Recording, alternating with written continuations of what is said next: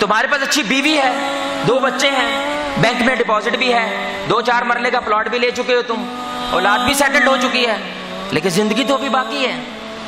اگر مقصد یہی تھا تو یہ تو پورا ہو گیا، اب کیا کریں؟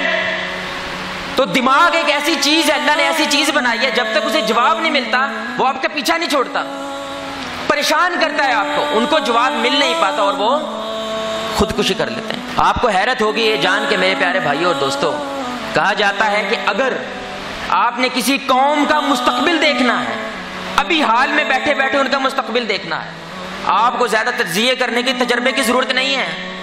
نوجوان دیکھ لو، آپ آج کا نوجوان دیکھ لو، جس ڈگر پہ وہ ہے مستقبل یہی آنے والا۔ چودھری نثار ہمارے وزیر داخلہ ہیں، ان کے مطابق اس وقت پاکستان میں 61 لاکھ نوجوان نشئی ہے، نشہ کرتا ہے، 61 لاکھ نوجوان، اللہ اکبر، جس میں سے 25% لڑکیاں ہیں جو نشہ کرتی ہیں۔ نشہ بندہ کیوں کرتا ہے بھائی؟